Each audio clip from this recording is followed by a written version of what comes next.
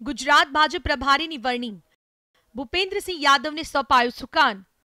અનેક ચર્ચા વિચારણા બાદ આખરે ગુજરાત ભાજપના પ્રભારીની જવાબદારી ભૂપેન્દ્રસિંહ યાદવને સોંપવામાં આવી છે। રાજસ્થાનની રાજ્યસભા સાંસદ ભૂપેન્દ્ર યાદવનું નામ પહેલાથી રેસમાં હતું।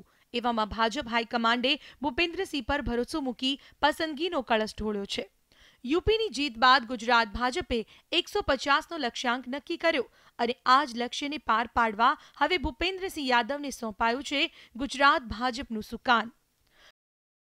પાટીદાર અનામત આંદોલનના કારણે રાજ્યની ભાજપ સરકાર પહેલાથી ચિંતામાં છે। એવામાં યાદવ સામે આ પડકાર પણ મોટો રહેશે। આ ઉપરાંત અન્ય સમાજના લોકોને સાથે રાખીને ચાલવાનો અને તેમના પર દબાણ રહેશે। ભૂપેન્દ્રસિંહને મોદી શાહની ગેરહાજરીમાં પ્રથમ વખત મોટી જવાબદારી સોંપવામાં આવી છે, એટલે કે પાટીદાર અને દલિતોને સાથે રાખવાનું પણ તેમના પર પ્રેશર રહેશે। સંગઠનને સાથે લઈને ભૂપેન્દ્રસિંહે ભગવો લહેરાવવાના મિશનને પાર પાડવું પડશે। મહામંત્રી છે, રાષ્ટ્રમાં પણ અમારી જ્યારે કાર્યકારી હોય છે ત્યારે અનેક રાજકીય પ્રસ્તાવોથી માંડી અને પોતે વ્યવસાય વકીલ છે, એટલે ખૂબ ઊંડાણ અને રાજનીતિનો અને વહીવટનો બંનેનો ખૂબ અનુભવ છે।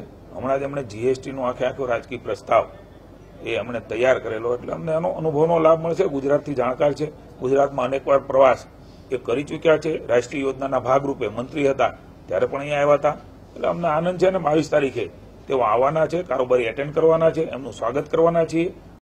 ભાજપને ભૂપેન્દ્રસિંહ પર પૂરો ભરોસો છે।